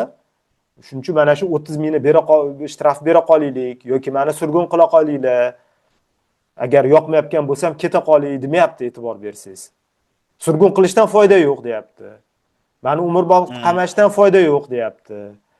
va shtraf qilish kerak bo'lsa pulim yo'q deyapti. Ko'proq Xullas, nima qilsam shu qilaman, qo'yilgan yo'limdan qaytmayman deyapti-da. ha va pulim yo'q deyapti. Bu yo'ldan qaytish to'g'risida gap yo'q bu yerda. Umuman nima hukm qilsam ham bir foydasi yo'q hukm deyapti-da. O'limdan boshqa. Agar kattaroq shtraf to'lash kerak bo'ladigan bo'lsa, to'lang. Mana bular to'lab beradi. Men hech narsani to'lamayman deyapti. Voy. O'zi men to'lab beraman deyish mumkin edi-ku, to'g'rimi? Shart emas-ku uni anaqasini qayerdan olib to'lash. Qattiq olishini aytish. Hop, mana 30 mingdan to'laymiz. Endi haqiqatan katta summa bo'lishi mumkin. 30 mingdan to'laysan, 30 ming. Qayerdan olasan deb hech kim so'ramaydi-ku undan. Bu shunaqa So'rasam, ana qarz oldim, qaytaraman deyaveradi. Yo'q, unaqa demayapti-da, men hech narsani bermayman, mana bular to'laydi demoqchi, agar to'lasa. Shuni ham bu mana shu bundan ko'rinib turibdiki, shu do'stlarini qistovi bilan shu gapni aytyapti. Ha. Buncha minnat qilaveradi degan gapingizga shu qisman javobim shuki, shu o'limni tilab olyapti bu yerda o'ziga. Ha. Xo'p, yana oxirgi nutqi qoldi. Bu yerda to'xtang. Demak, bu yerda o'lim hukmi. O'lim hukmi demak, ya'ni nima hukm qilish haqida ovoz saylov boshlanadi. Ya'ni ovoz berish boshlandi. Birinchisi aybdor emasligi haqida. Ana endi o'limmi yoki o'lim emasmi, qaysi hukmni tanlash masalasida. Agar o'lim bo'lmasa, demak boshqasini tayinlashadi. Yo shtraf yoki surgun qilish. Endi ovoz qilingandan keyin bu dahshatli natija beradi. Ma'lum bitta bir shu manbalarga ko'ra 360 ta odam o'limga loyiq deb hisoblaydi, ovoz beradi va 140 bittasi qarshi bo'ladi. Nimaga aybdorlik nutqidan so'ng juda sezilarli jig'iga tegdi bu. O'zi shundoq ham endi qarangda, shu uni aybsizroq deb o'ylagan, ovoz bergan odamlar ham endi miyasi aynigan cholda, nima qilamiz shuni ham aybdor deb o'tiramizmi deganda, lekin asabiga tegsa ham shunaqa bir rahm qilganda, shunaqa ovoz bergan, lekin o'zini tutishi, o'zi sudni boshidan o'zini vizovat qilib tutdi. Ya'ni o'sha yerda o'tirgan hay'atlarni bir necha marta haqorat qildi. Endi chiroyli qilib qog'ozga o'rab, upakovka qilib, ya'ni aytdi-ku, sizlar siyosat yuritishni bilmaysanlar. Siyosat yuritish degani qonunga qarshi chiqish degani deyapti. Bu kimga bu? O'sha Afina o'sha demosga aytayapti-da. Ya'ni fuqarolarga aytayapti, demokratiyada ishtirok etadigan odamlarga to'g'ridan-to'g'ri toshni olib otdi. Bir nechtasini butun mana bu o'qishimizda ham ko'rdik. Tushunyapsizmi? Ko'rdik. Ana endi o'zidan keyin yana bir men o'limdan qo'rqmayman. Men tekinga ovqatlantirishinglar kerak degani hammasidan o'sha joyi qattiq chiqdi, o'tib tushdi. Shu joyini o'zi o'tib tushgan. Va uni o'limga mahkum qilib qo'yishdi, ya'ni unga 1 mingna degan joylari. Ya'ni unga aybsiz degan odamlar uni o'limga loyiq deb hukm chiqarib yuborishdi. Endi hukm chiqarayotgan odam jahl ustida ovoz beradi, lekin natijasida nechta bo'lishini hech kim bilmaydi-ku. Tushunasizmi? Bilmaydi. O'zi uchun ovoz beradi har kim. Toshdan oxirida hisoblashadi ekan. O'lim hukmidan so'ng. Biroz kutmadingizlar-da, ey Afina muhtaramlari. Mana endi siz haqingizda shahrimizni badnom qilmoqchi bo'lganlar orasida yomon gap so'z tarqaydi. Ular taniqli donishmand Suqrotni o'ldirganingiz uchun sizni ayblaydilar. Qarang, ko'rdingizmi nima ish qilyapti? O'zi olib kelib qo'ydi bu vaziyatga. O'zi so'rab oldi. Provokatsiyalarni eng kattasini qildi. Endi deydi, menku o'lim, menga yashamaslik hech qanaqa ahamiyati yo'q deyapti. Agar falsafa o'lib ketaveraman de. Nimaga? Yo'q, nimaga? Chunki uni falsafa yuritishdan to'xtatmoqchisizlar deyapti. Falsafa yuritishni to'xtatganimdan ko'ra men o'lganim yaxshi deyapti. Agar o'limdan so'ng hech narsalik bo'lsam, bu hech narsa yo'qotmayapman. Agar bu o'limdan so'ng bir hayot bo'ladigan bo'lsa, men yaxshilarning oldiga ketyapman. Chunki men munosib hayot kechirdim deyapti. Lekin natijada sizlar yutqizasizlar deyapti. Agar-ku men qolganimda mendan foydalanar deylar. Ana endi nafaqat meni yo'qotyapsizlar, balkim butun olamga, butun jahonga sharmanda bo'lasizlar deyapti Suqrot. Shunaqa bo'lmadimi? Donishmand deb atayapti o'zini. Shunaqa bo'ldi. Men o'zini donishmand, men donishmand emasman, men donishmandlikni yaxshi ko'radigan odamman deyapti. Men filosofman deyapti. Lekin mana hozirgi pyesalar qo'yishyapti, kinolar qo'yishyapti, to'g'rimi? Ana o'qib Ha, o'tiribdi. qo'yiladi. 2025-yilda, ya'ni unga 400 yil qo'shing, Bu ikki miloddan yarim ming avvalgi yildan so'ng mana 500 odamlar yil, 500 yil. 500 yil, 2,5 ming yil mana shu matnni o'qib tanishtiryapti. Suqrot aytgan gapi bo'lyapti. Ya'ni Afina o'sha Aytgani bo'lyapti. isnod. Ya'ni gap bor-ku, mana Buxoriyni Buxoro sig'dirmadi deb gapiradi-ku. Lekin Ha, Buxoriyni xalq haydab chiqarmagan-ku, u bitta podshohning ishi, qarori, to'g'rimi? Xalq emas-ku uni to'g'ri. haydab chiqargan. Bunda To'g'ri, xalq, to'g'ri. ya'ni fuqarolar, polis uni o'limga hukm qilyapti. Bu hukm O'zingni o'zing sizlarning sharmanda ustingizda qilyapsan, deyapti. debdi. Ha, bu hukm o'zingizni ustingizdan deyapti. O'qing. Albatta sizni Ha. badnom qilmoqchi Albatta sizni badnom qilmoqchi bo'lganlar meni donishmand deb ataydi. Garchi unday men bo'lmasa ham. donishmandman demayapti. Ha, Sizlarni ha. dushmanlaringiz mani ko'taradi deyapti. Tushundingiz-a? Ha, ha, Ha, ha. o'qing. Ular shunaqa deb o'ylaydi. Garchi Endi ular unday gapiradi. bo'lmasam ham deyapti. Ko'rdingizmi? Bekorga uni Ha, qo'shmadi. ha, Ha? ha. Endi Agar ko'rdim. Mhm. Agar biroz kutganingizda shundoq ham o'sha ish o'z-o'zidan sodir bo'lardi. Yoshimni eslang, hayotda qancha yashadimmi, o'limim qancha yaqin. Balki ey muhtaramlar, sizni o'z tomonimga og'diruvchi so'zlar yetishmagani uchun qatl qilinyapti deb o'ylarsizlar. Unday emas. Yetmaslikka-ku yetmadi, ammo so'zlar emas, balki surbetlik va yuzsizlik yetmadi. Shuningdek, sizlarga xush yoquvchi so'zlarni yig'i-sig'i bilan aytishni istamadim. Hop, internetda muammo, ya'ni hayotim xavf ostida bo'lganida qullarga xos nimadir qilishni lozim topardim. Hozir ham boshqacha himoyalanib, omon qolgandan ko'ra tik turib himoyalanib o'lim topishni afzal ko'raman. Chunki na sudda, na urushda, na menga, na boshqa birovga o'limdan har xil bahona bilan qochib yurish to'g'ri kelmaydi. Chunki janglarda ko'pincha ma'lum bo'ladiki, o'limdan ming xil usuldan qochish mumkin. Qurolni tashlash, dushmanga taslim bo'lish, yalinish, faqat bularni qila olish kerak. O'limdan qochish oson, ey muhtaramlar. Axloqiy buzilishdan esa qochish ancha qiyinroq, chunki u o'limdan tezroq sodir bo'ladi. Ya'ni axloqiy o'lgandan ko'ra jismoniy o'lganim yaxshiroq, lekin axloqan sizlar o'lasizlar, deyapti. Ya'ni menga qarshi ovoz berganlar. Men esa sokin qarayaman. Agar qo'yib O'limdan berganinglarda qutulish oson. men o'lib ketardim-ku baribir, deyapti. Ozgina kutganinglarda, ya'ni menga ovoz berish, ya'ni ko'proq gapirishga imkoniyat emas. Menga o'zimga qo'yib berganinglarda balkim o'lib ketardim baribir. Badnom bo'lmasdinglar. Ana endi badnomlik bilan baribir o'laman va shu bilan sharmanda bo'lasizlar. Men esa sokin qarayaman. Shuni o'qing. Aha. Men esa sokin qarayaman. Xotirjamlik menga xos. Ayblovchilarim esa kuchli va zabardast. Ular kuchli keladigan narsa bilan, axloqiy buzilish bilan xoslangan. Mana men sizlar tomonidan sud qilinib o'lim tomon qadam tashlab bormoqdaman.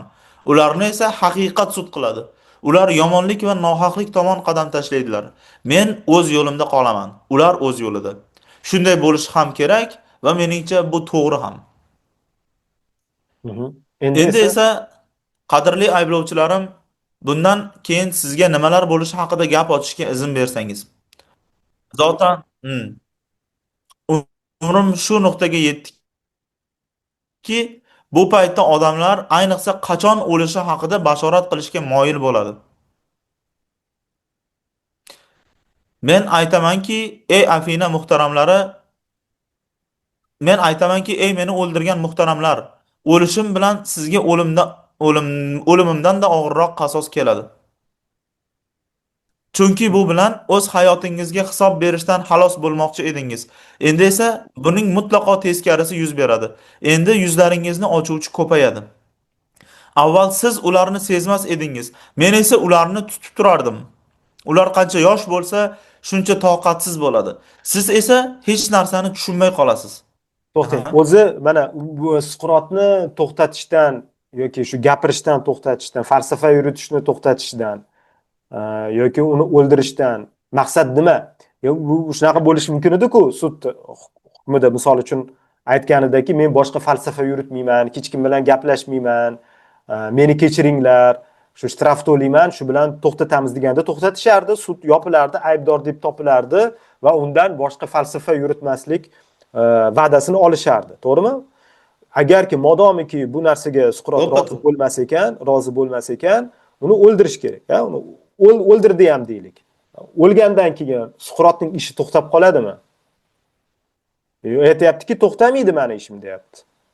Chunki birinchidan mening haqligim isbotlanib qoladi, mening tarafdorlarim uchun, yoshlar uchun. Sizlar qo'rqayotgan yoshlar uchun men battar giroy bo'lib qolaman, ya'ni qahramon bo'lib qolaman deyapti. Izdoshlarim ishimni davom ettirishadi deyapti, chunki men ularga ibrat ko'rsatib bo'ldim dedi. Tushundingiz-a? Shunaqangi holatga qo'ydiki, uni tirik qoldirsa ham, uni o'ldirsa ham Suqrot yutib chiqyapti bu o'rinda. Suqrotning falsafasi yutib chiqyapti.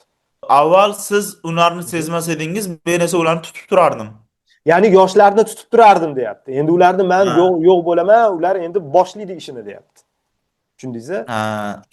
Yechilib ketadi. Ular qancha yosh bo'lsa, shuncha toqatsiz bo'ladi. Siz esa bo'ladi. hech narsani Siz esa hech narsani tushunmay qolasiz. Aslini olganda odamni o'ldirish orqali noto'g'ri yashayotganingiz haqidagi iddaolardan xalos bo'la olmaysiz. Axir bunday himoyalanishning na bir to'liq imkoni bor, na bu yaxshi yo'l. Yaxshi va imkonli yo'lini esa sizlarga men aytaman. Boshqalarning og'zini yopish o'rniga yaxshiroq bo'lishga harakat qiling. Mana endi shuni aytib sizni tark etaman. Meni oqlaganlarga esa to qatl joyi tayyor bo'lguncha mazkur hodisa haqida bajonidil suhbatlashish niyatim borligini bildiraman. Hozircha yonimda bo'ling, muhtaramlar. Vaqtimiz bor ekan, suhbatimizga hech narsa xalaqit bermaydi. Sizdek do'stlarimga bugungidek vaziyat aslida nimani anglatishini aytib beray. Ey muhtaram hakamlar, sizni bemalol hakam deb ayta olaman. Qiziq ish sodir bo'ldi. Aslida butun o'tgan vaqt davomida menga tanish bo'lgan ilohiy ovoz doimo eshitilib turdi va eng keraksiz vaqtlarda nimadirni noto'g'ri qilmoqchi bo'lganimda meni to'xtatib turdi. Endi esa o'zingiz ko'rib turgandek, eng yomon yovuzlikdek ko'rinadigan bir ishga duchor bo'ldim. Har holda shunday tushuniladi. Lekin ilohiy ovoz na ertalab bu yerga yo'lga chiqar ekanman, na sudga kirar ekanman, na nutq so'zlar ekanman, to'xtamadi. Meni to'xtatmadi. Avvallari nimadir desam, ko'pincha so'zimning o'rtasida u ovoz meni to'xtatib qo'yar. Bu ishda esa biror marotaba to'xtatmadi. Buni qanday tushunmoq kerak? Sizga aytay. Tushunishimcha buning hammasi foydamga bo'ldi. Biz esa o'limni yovuzlik deb hisoblab adashdik. Buning uchun endi buyuk dalilim bor. Chunki qilmoqchi bo'lgan ishim yaxshilikka bo'lmaganda ilohiy ovoz meni albatta to'xtatgan bo'lar edi. To'xtang, e'tibor bering, o'zini oqlayotganga o'xshamayaptimi? Bo'lgan voqeani albatta o'zi so'rab olganligini, bu narsani provokatsiya qilib o'lim jazosiga sababchi o'zi bo'layotganligini tushunadi. Endi hamma ko'rib turibdi, hamma bilib turibdi. Endi bu yerda kimlarnidir oldida o'zini oqlayapti. Nimaga? Hamma boshini, ya'ni shogirdlari, yaqin odamlari hammasi boshini ushab, "Voy, nima bo'ldi? Nima qilib qo'ydik?" deb haligi sportda mag'lub bo'lgandan keyin hammasi boshini ushab yig'laydi-ku, hali stadionga yotib olib o'tlardan ayrilyapti. Ma'lum qilib yig'lab yotishadi-ku, o'sha yig'isiga boshlanib ketgan. Tinchlaninglar, agar men noto'g'ri ish qilganimda, mana shu ichki ovozim, shu ilohiy ovoz meni to'xtatgan bo'lardi, lekin biron marta to'xtatmadi. Demak, men shu qilganim to'g'ri aslida. deb nima qilyapti? Tinchlantirmoqchi. Bo'ldi, sud tugadi. Sud tugadi, meni qatlimgacha vaqt bor. Kelinglar, shu vaqtni ham bir unumli, foydali o'tkazaylik. Shuni bir tahlil qilaylik. Ya'ni nima bo'lsa gapirib beraman. Bir shuni gaplashaylik. Shunaqaga aylantirib yuboryaptiki, ya'ni ma'yus bo'ladigan, xafa bo'ladigan narsani ham yig'i-sig'i qilgandan ko'ra shuni o'tirib muhokama, munozara, mushohada, mulohaza qilgan foydaliroq, deyapti. Kelinglar, mushohadada davom etamiz, deyapti. Kelinglar, mushohadada davom etamiz. O'lim yaxshilik ekanligi qanchalik to'g'ri bo'lishi mumkin? Ketdi, o'lim falsafaga kirib ketdi. Ikki narsadan birini anglatadi. E'tibor bering, sud qolib ketdi bu. Sud masalasi qolib ketdi, o'zini odatiy qilib yuradigan ishini yana davom etyapti o'zi. Tushundingiz-a? o'lim yaxshilik Joyida ekanini tayyorlashguncha o'lim haqida gaplashamiz deydi. Ha. Chunki hammani xayolida o'lim hozir. Ha? O'lim qatl bo'lganligi uchun o'lim Mhm. haqida gaplashaylik. O'lim yaxshilik ekanini qanchalik to'g'ri bo'lishi mumkin? O'lim o'lim ochig'ini aytganda ikki narsadan birini anglatadi. Yoki gap so'zlardan kelib chiqsak, bor narsaning yo'q bo'lishi bo'lib, u holda marhum hech narsani his qila olmaydi. Yoki bu ruh uchun qandaydir ko'chish nuqtasi. Bu yerdan boshqa joyga o'tish davri.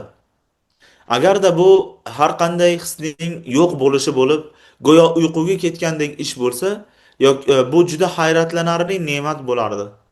Menimcha bunday, hatto tush ham ko'rmasdan uxlab o'tkazilgan tunni hayotidagi boshqa kunlar bilan solishtirib bundan yaxshiroq va yoqimliroq kunni topish aytilganda, nainki har qanday oddiy odam, balki oliy zotning o'zi ham bunday kunlarni boshqa kunlar bilan taqqoslashning mutlaqo hojati yo'qligini aytgan bo'lardi. Mana bu yerda mana stoiklarni hidi kelyapti deydi-ku.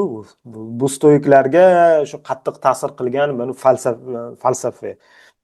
Stoiklarning o'limga bo'lgan munosabat haqida mana shu joydan olishgan desa bo'ladi. Mhm. Demak, o'lim shundoq ekan. Ho'p, demak, o'lim shundoq ekan, men buni o'zim uchun ne'mat deb bilaman. Chunki unda butun hayot bir tundan hech qanaqasiga yaxshiroq emas bo'lib chiqyapti. Boshqa tomondan, agar o'lim bu yerdan boshqa yerga ko'chish bo'lsa va barcha o'lganlar o'sha yerdadir degan gaplari to'g'ri bo'lsa, bundan ham yaxshiroq narsa bormi, ey muhtaramlar? Aslida mana bu hakamlardan qutulib, Aid huzuriga borib, u yerda haqiqiy hakamlarni topsang. Aid huzurida sud qilishi aytiladigan Minosni, Radamantni, Eakni, Tritolemni va adolati bilan nom qozongan hamma yarim xudolarni topsang, buni yomon narsa deb aytib bo'ladimi? Har biringiz Orfey, Musey, Geatsid, Gomerlar bilan birga bo'lish uchun nimalarga Gesiyot. rozi bo'lmas edingiz? Gesiyot. Ha, Gesiyot. Gesiyot. Ha, Bu endi Gesiyot. qadimgi mifologlar, qadimgi shoirlar, Gomer, Gesiyot bilan birga bo'lish, ulardan nimaga rozi bo'lmas edingiz? Ya'ni bu endi Yunonlarning e'tiqodida bor, uni Geraklitda ham uchraydi. Inson shu o'lgandan keyin shu oliyjanob inson, munosib hayot kechirgan inson shu o'ziga o'xshagan oliyjanob insonlarning ruhi bilan birga bo'ladi degan e'tiqodda. Agar bu haqiqat bo'lsa, unda men nima yo'qotaman deyapti. Gesiyot bilan, mana men bu muttahamlar bilan emas, men Gomerlarni, Gesiyotlarni oldiga ketyapman, Orfeylarni oldiga ketyapman deyapti. Menga kelsak, Ha. Menga kelsak, agar bularning barchasi haqiqat bo'lsa, ha, menga kelsak, agar bularning barchasi haqiqat bo'lsa, ming bora o'lishga tayyorman. O'zim uchun esa u yerda Palamet bilan yoki Telamonning o'g'li Ajax bilan yoki yana qadimgilardan sudning nohaq qarori bilan halok bo'lgan kimdir bilan suhbatlashish va o'z taqdirimni ularniki bilan qiyoslab ko'rish qiziq bo'lar edi.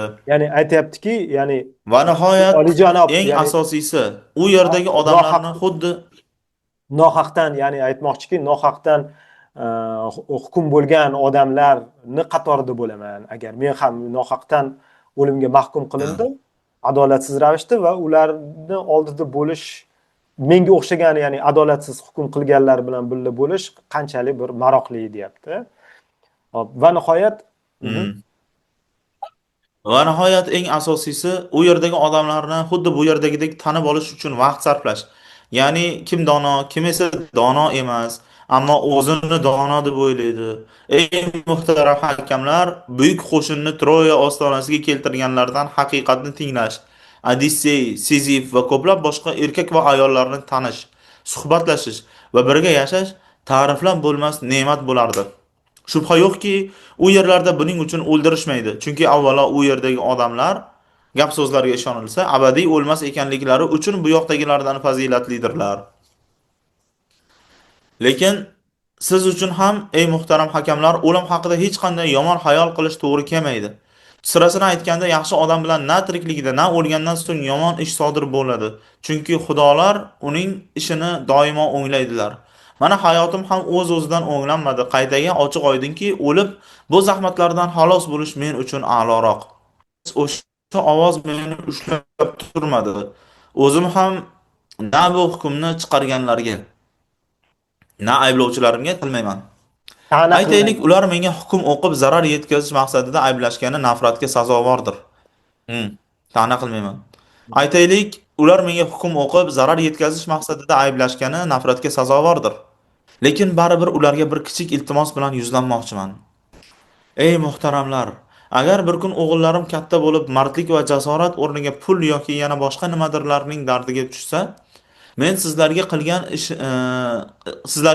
ishni ularga qilib qasos olinglar. Agar o'zlari hech narsa bo'lmagan hollarida o'z haqlarida ko'p o'ylay boshlasalar, men sizlarga qilgan kabi kerakli narsa ustida bosh qotirmaganliklari va o'zlari hech kim bo'lmasdan turib, o'z haqlarida bir narsalarni o'ylab olganliklarini aytinglar. Shunday qilar ekansiz, o'g'illarimnigina emas, mening o'zimni ham adolat bilan jazolagan bo'lasiz. Ketar payti yetdi. Men o'limga, siz hayotga borasiz. Ammo qaysi birimiz a'lo yo'lga ketayotganimiz yolg'iz Xudoga ayon. Ya'ni aytyaptiki, Tamom. ya'ni oxirgi gapi, men sizlarga qilgan muomalamni, ya'ni to'g'ri yo'lga boshlashga chaqirish muomalamni o'g'illarimga qilinglar agar yo'ldan adashayotgan bo'lsa. Ya'ni aytmoqchiki, shu bu dunyoda qolib ketayotgan ishim mening farzandlarim deyapti. Farzandlarim tarbiyasiga qaranglar demoqchi va qanday qaranglar? Men qanday ish tutgan bo'lsa, sizlarga nisbatan qanday shu murabbiylik qilgan bo'lsam, qanday so'roqlashni lozim topgan bo'lsam, sizlar ham shunday ish qilgan bo'lsalaringiz, menga munosib bir qandaydir bir mukofot yoki jazo bergan bo'lasizlar deb o'sha Adolatli jazo bo'ladi. afinaliklarga aytyapti bu narsani.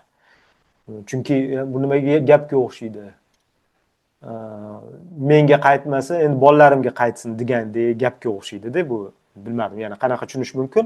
Va eng oxirgi gapi juda bir chiroyli, bir pafosli gap. Endi Platon bu asarini bir chiroyli jumla bilan yakunlamasa bo'lardi, bo'lmasdi. Ya'ni ketar payti yetdi, men o'limga ketaman, sizlar yashashga ketasizlar. Qaysi biri yaxshiroq, buni faqat Xudo biladi, deyapti.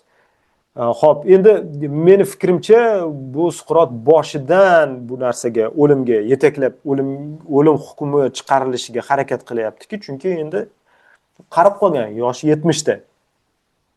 Faylasuf uchun bunaqangi o'limdan chiroyli o'lim yo'q-da bu. Ya'ni shunaqangi bir o'lyapti, nafaqat o'lyapti, balkim chiroyli intiho yo'q baribir. Falsafiy bir o'limda bu, faylasufning o'limi, ibratomuz namuna bo'ladigan va butun umr amalga oshirib ko'rilmagan. Nima qilmagan? Misli ko'rilmaganda, pretsedent bunaqa bo'lmagan-ku. Endi bunaqasi bo'lmagan, ya'ni odamlarga shu ibrat ko'rsatib, ya'ni umr davomida falsafa qanday yuritgan bo'lsa, ya'ni o'limi ham mana shunday o'lim bilan bo'lishi, bu qanaqa bir chiroyli bir loyiha, ya'ni chiroyli qilib o'zini hayotini bitta proyekt deydigan bo'lsak, chiroyli suratda yakunlagandek qilib ko'ryapti. Lekin muqobili nima edi? Muqobilida bunaqa emas, boshqacha bo'lganda, qarib esi og'ib o'lardi. Ya'ni xotirasi ketib, miyasi aynib ketardi. Bu esa faylasuf uchun bir eng katta xatar bu aslida. Shuni oldini olgandek bo'lib, hali es hushim joyida bo'lgandan ko'ra, mana shunaqa ketganim yaxshiroq. Endi keling, bir o'ylab ko'raylik-da, Afinani oldida, polis oldida nima alternativa bor edi? Nima qilishsa to'g'ri bo'lardi? Agarki buni yashashga qoldirishganda, ular bu narsani tuzumga qarshi yo'l bo'lardi, to'g'rimi? Xavf deb ko'ring. Qarshi yo'l. Lekin buni o'limga hukm qilish ham Suqrot shunaqangi bir o'zlarini reputatsiyasini undan ham battar rasvo qiladi. Rasvo qildi va uni izdoshlari uchun bu qahramon bo'lib qoldi. To'g'rimi? Ko'pincha bo'ladi-yu, o'lgandan keyin uni qadrlaydi. Qoldi-yu, o'lgandan keyin qahramon bo'ladi. Qahramon bo'ladi. Mana Platon, Ksenofont, boshqa shogirdlar yana bir turli xil maktab, falsafiy maktab yo'lini ochgan faylasuflarga bir ibrat qoldiryapti. Nima qilish mumkin edi? Yo'q, Suqrotni o'ldirib yuborish mumkin edi-ku. O'ldirib yuborgan, zahar berib, tinchgina yo'qotib yuborish mumkin edi. Demak, buni uddasidan sudda oqlab olib turib, yo'lda qaytishda sekin. Ya'ni sud bo'lmasdan oldin uni Suqrotni yo'qotish mumkin edi, to'g'rimi? Tushunadi, ha. Lekin buni uddalasha olmagan ko'rinadi. Qanaqa qilib yo'qotadi? U misol Ha. bazmga borma, har kim bilan bazmda o'tirmasa, zaharlab buni shunchaki o'ldirish oson bo'lmasa, hop bunaqa yo'q, buni sudga olib chiqish kerak deb o'ylashgan. Sudga olib chiqib, buni sharmandasini chiqarib yoki uni boshqa falsafa yuritmayman degan gapini, qarorini olib shu yo'lni topishdi. Lekin baribir mana o'limga mahkum qilishdi va e'tibor beradigan bo'lsak, buni darrov o'limga qatl qilish, ya'ni qatlni amalga oshirishmadi. Diniy marosim sababli uning qatli 30 kunga kechiktirildi. Va 30 kun davomida Suqrot falsafadan to'xtamadi. E'tibor bering, shu joyini to'xtatish kerak. Shu joyga e'tibor qaratish kerak. Ya'ni Suqrotning zarari polisga nima edi zarar yetkazayotgani? Falsafiy suhbatlar olib borish. Xo'p, nimaga uni darrov qatl qilishmadi? Qandaydir bir diniy marosim sababli. Mana shu diniy marosim davomida uni hibsda hech kim kira olmaydigan, oldiga hech kim kirib, uni suhbatini ola olmaydigan qilib qo'yish mumkin edi. Lekin buni ham qilishmadi. Tushunarli. Nimaga qilishmadi? Bunga demak yana imkoniyat berishyaptiki, Suqrotni Qochib ketgan. ketganligi Afina uchun yaxshiroq. Nima uchun? Bu o'zi mana chiqib maydonda chiqib shunaqa balandparvoz gaplarni gapirdi-yu, lekin mana hukm chiqarilganda qochib qoldi deb. Lekin bu gaplarni aytgan odam qochmasdi-da.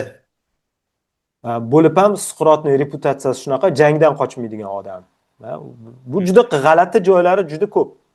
Bu juda bir endi bo'lishi mumkin, biz hozir Platonni talqinida o'qiyapmiz-da, aslida qanaqa bo'lganligini biz oxirigacha bilmaymiz. Hop, Endi o'ldirmagan, o'ldirib yubormaganligi haqida menimcha hatto o'sha millatlarni ham aqliga kelmagan shu o'lim hukmi bo'lib bu shunaqa oxiriga yetishi. O'lim bilan qo'rqitiladi, yo'lidan qaytadi, shu bilan buni muvozanatlaymiz deb o'ylashgan bo'lishi kerak katta ehtimol bilan. O'ylaymanki, bilasizmi, qanaqadir bir siyosatchilarning oldida alternativ muqobil yo'llari bo'ladigan bo'lsa, u eng radikal yo'l tanlashiga jiddiy sabab bo'lish kerak-da. Eng ekstrem yo'lni tanlashiga. Suqrot o'zining amaliyoti bilan, suddan oldingi ishlari bilan ularga boshqa chora qoldirmagan. Tushunyapsizmi? Aynan shunaqa yo'l bilan tinchitmasak, bu tinchimaydi degandek qilib. Lekin biz buni ko'ryapmizki, men javob yo'q menda. Aslida men hozir fikr yurityapman. Yana bundan yana ko'ringan joyi shuki, milletni nutqidan ko'rsak bo'ladi, bu yaxshi sudga tayinlanmaganligini ham ko'rish mumkin. Bu ham juda ham g'alati. Bu quyoshni xudo deb bilmaydi, oyni xudo deb bilmaydi deb fizikalistlarga yoki fizikalist emas, natur filosoflarga tenglashtirib qo'ydi. Afinadan haydab chiqarib yuborilgan faylasuflarga. Lekin bundan maqsad Suqrotni ham shu haydab chiqarish niyat bo'lgan bo'lishi mumkin ularni. Tushunyapsizmi? Natur filosoflarni Afinadan haydab chiqarishgan. Suqrot natur filosof, demak Suqrotni ham haydab chiqarishimiz kerak deb. Qatlgacha boradi deb ular ham o'ylamagan bo'lishi mumkin. U odamlarga o'zi nevajna, muhim emas, jismoniy yo'q bo'lish, bor bo'lishi, asosiysi uni og'zi yumilishi. Xo'p, lekin bu bilan og'iz yumilmasligini ham ko'rishyapti-ku. Mana hukm o'qilgandan keyin ham to'xtatishmayapti-da. Hibsxonaga hech kim kirmasin, oldiga hech kim kirmasin yoki kelsa ham xotinimi yoki do'stlari kelsa 10 minutmi, ozgina qisqa vaqtdan tashqari bo'lmasin deb. Yo'q, bemalol xotir hammasi kelib, butun boshli Suqrot nechta Kritonni yozadi, Fedon yozadi. Fedon ham rosa uzun anaqa asar, juda katta asar, ya'ni qamoqdagi uni oxirgi o'limigacha bo'lgan joylari. Bu juda qiziq holat aslida. Hop, yana mulohaza borki, bu yoqda o'sha ochiqdan ochiq qo'yib qo'yishsa-da, Suqrot qochib ketsa, Afinaga yaxshi, mana balandparvoz gapirdi, qochib ketdi deydi. Shu bilan yopiladi ham, uni og'zi ham, qutulishadi ham, o'zlarining reputatsiyasini ham saqlab qoladi. Lekin agar qochmaydigan bo'lsa, hali gaplarda turib, unda uni qo'riqlash anaqasi hojati yo'q bo'lib qoladi. Bunda reputatsiya ko'proq Afinani ichida ayblovchilar o'zining reputatsiyasini saqlagan bo'lardi. Ya'ni yoshlar mana ko'rib qo'yinglar ustozinglar qilgan ishini. Lekin Suqrot qochib ketganda ham u baribir og'zi yopilmasdi, gapirib yurardi baribir. Ya'ni falsafa Ha. yurardi. To'g'rimi? Ya'ni aytmoqchimanki, polis bu holatda boshi berk ko'chaga kirib qolgan. Boshi berk ko'chaga kirib qolgan. Mana bu yerda hozir mana muhim joyga hozir fikr keldi menga. Boshi berk ko'chaga kirib qolgan holatda eng to'g'ri yo'li ratsional nuqtai nazardan gapiryapman. Falsafiy haqiqat, adolat nuqtai nazaridan emas. Eng to'g'ri yo'li cholni Suqrot aytgandek oxirigacha yashab berishga qo'yib berish. Ha? Baribir qarib o'ladi deb. Lekin bu degani ungacha Suqrot Afinaning siyosatdonlarini, yosh siyosatdonlarini buzib bo'lardi bularning talqinida. Zaharlab. Afina tayyorlagan ularni talqinida zaharladi. Va ularni Suqrotning proyekti bo'yicha Afinaga va nihoyat faylasuflar hukmron bo'lardi. Bu Platonni proyekti, eslasak, Platonni shu davlat degan asarida ideal davlatni boshqaruvchilar bu faylasuflar bo'lishi kerak. Yoki faylasuflar tayinlagan podshohlar bo'lishi kerak. Podshohlar bo'lishi kerak. Suqrotni, demak, Suqrot har qanaqasiga yutib chiqyapti bu yerda. Chunki agar u yashab qolsa, e'tibor bering. Demak, bu Ali, bu boshi berk ko'cha bu Afina uchun. Suqrotni qat'iyat bilan o'ziga ishonib, u yerini aytib, "Men o'lganim bilan yopolmaysizlar" deb aytgani qiziq. Chunki o'zi o'rgatgan shogirdlariga ishi davom etishiga shu qadar ishongan ekanda. Boshqa filosoflar bor-ku, ulardan shogird yo maktab boshqa narsa, misol uchun Geraklitdan yo boshqadan Demokrit bor. Fales bo'lgan. Ularda unaqa proyekt bo'lmaganda. Misol, ular real buni butun boshli ish olib borishmaganda Suqrotga o'xshab. Mana e'tibor bering. Suqrot holatni, vaziyatni oxirgacha nuqtasiga yetkazib qo'ydi. Pishirib qo'ydi, bo'ldi. Buni endi nima deydi? Farshni orqaga aylantirib bo'lmaydi. Suqrotni qatl qilishsa ham, uni shogirdlari, unga izdoshlari, ya'ni u zaharlagan, ya'ni solgan virusi hayotini davom etadi. Tushundingizmi? Laboratoriyada virus chiqardida, olimni o'ldirib yuborishsa ham virus tarqab ketadi. Ya'ni oxir oqibatda u o'ylagan narsa ro'yobga chiqadi. Ya'ni uning shu proyekti, falsafiy proyekti, faylasuflar, ya'ni hukmron bo'lishi proyekti davom etishi muqarrar bo'lib qoladi. Nima uchun, nimaga ishonib uverenniy aytayapti? Nima uchun bu mening proyektim oxirigacha boradi degan gapga bu 100% amin. Hayot ko'rsatdi buni.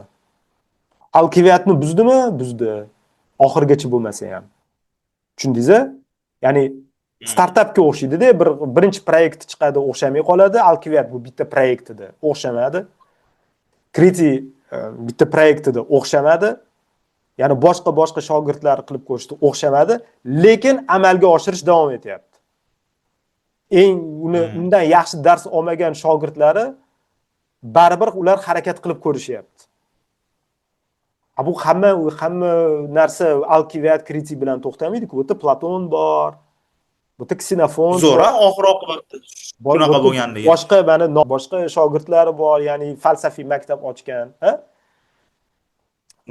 Bor-ku, bularni biladi-ku Suqrot. Biladi-ku. Platon yozib o'tiribdi. Aytgani bo'ldi. Platon, keyin Arastu nevara shogirdi, keyin men aytmoqchi bo'lgan, nimaga ishonib aytayapti deganingizga men javob beryapmanki, uni o'zining hayotlik davrida harakatlar bo'lganligini ko'rdi. Va bu narsa to'xtamasligini ham ko'rib turibdiki, ana Platon degani o'tiribdi. Xotirasi kuchli. U o'tirib yozadi. U ma'lum yozuvchiligi Platonni. Nitsheni gapi bilan Platonni Suqrot buzdi. Nitsheni, ya'ni uni zaharladi, Platonni zaharladi. Ya'ni Suqrot chizib qo'ygan yo'ldan u davom etib ketadi. Suqrot to'xtagan joydan Platon davom etib ketadi, rivojlantirib ketadi. Tushunarli? U siyosiy falsafa ustida shug'ullanadi. Siyosiy falsafa ustida ishlaydi. Va siz aytganingizdek, uni misol uchun uni o'ylagan katta loyihasi endi Suqrot o'ylaganchalik emas, lekin baribir mana Arastuda ko'rdik va Aleksandr Makedonskiyda ko'rdik. Buni qanchalik amalga oshayotganligini. Va lekin bu narsani unutmasligimiz kerak, Aristotel Platonni bir vafodor shogirdi emas. U shunaqa xabarlar keladiki, Aristotel Platon bilan bevosita uchrashganligi ham bir savol ostida. Platon Sirakuzgami, Sitsiliyaga ketganda Aristotel maktabida bo'lgan, Platonning maktabida. Ya'ni Platonning shogirdlaridan dars olgan, ikkinchi qo'l dars olgan Aristotel. Qanchalik yaqin bo'lganligi bu masala. Lekin nima bo'lganda ham to'g'ri, Suqrotning bir navara shogirdi desa bo'ladi Aristotelda baribir. Lekin u butunlay boshqa yo'l bilan davom etdi. Muhimi, men aytmoqchi bo'lgan narsa shuki, Suqrot missiyasini yakunlab bo'lgan, demak, pishib bo'lgan hamma narsa. Faqat Suqrotni oldida turgan masala mening falsafam davom etadi yoki davom etmaydi masalasi emas. Balkim uni qanaqa chiroyli tugatishi, shaxsiy proyekti bu yog'i. Ya'ni uning falsafiy proyekti davom etishini tushundi va endi uning shaxsiy yakuni chiroyli davom etishi kerak. Bu endi bu musulmon odam emaski, bu riyozat chekib joy namozi ustida o'lsa, misol, orzusi. Qur'onni ustida o'qib, joy namozi ustida o'lsam, qani chiroyli yakun topaman deydi. Bunaqa hukm qilish, bu ya'ni proyektini filosof shunaqada gapda bu. Ya'ni brendda qarang, pafos, to'g'rimi? Shunaqami? Ya'ni bu xuddi bir Ahil bekorga aytmayapti-ku, bu Troya qahramonlari, mifologik qahramonlari jang maydonida o'lgandek, bunaqa falsafiy maydonda o'lish. Bu chiroyli yakun.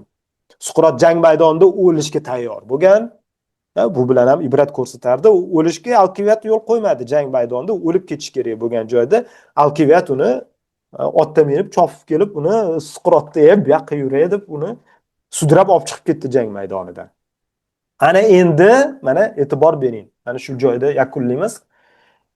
Jang maydonidan Alkiviad uni sudrab chiqardi. Jang maydonida o'lish kerak edi va bu faylasuf uchun chiroyli o'lim edi. To'g'rimi? Faylasuf uchun chiroyli o'lim edi jang maydonida o'lish. Demak, bu endi olomon hukm qilgan maydonda o'lib ketish kerak edi. Suqrotning yana bir shogirdi uni bu o'limdan sudrab olib chiqib ketish kerak. Bu mana shu Kriton dialogi mana shu haqda. Mana shu haqda. U Alkiviad jang maydonidan olib chiqib ketishga imkon bergan edi. Yana endi Kritonga bunday qanchalik imkon beradi yoki bermaydi, buni Kritonning dialogida ko'ramiz va Suqrotning boshqa qirralari va Suqrot falsafasining boshqa qirralari ochiladi bunda. Va nafaqat qirralari, balkim xuddi sudda turib qanchalik hukm yuritmoqchi, ya'ni sudda turib qanchalik strategiya, ya'ni taktika yuritganligini, provokatsiya yuritganligini ko'rsak, Kriton bilan ham o'ziga xos bir shunaqa taktika yuritganliklarini ko'ramiz. Shunchaki o'tirib dialog qilib mulohaza qilmaydi, balkim ya'ni bir o'zini ishini davom etishini, gapga ustaligini, gapni aylantirishini chiroyli qilib aytganda, buni Kriton dialogida ko'ramiz. Shu bilan fikrimcha uni yakunlasak bo'ladi apologiya haqida suhbatimizni. Yana savollar bo'lsa, bu savollarga javob suratida davom etaman va Kritondan keyin Kritonni o'qiymiz, sharhlaymiz va falsafaga o'ta qisqa tanishtiruv haqida ham to'xtalamiz va shu men va'da bergan bir ajib bir Suqrotni talqini, bir juda g'alati talqini bilan ham Xudo xolasa tanishtiraman. E'tiboringiz uchun rahmat. Xayr.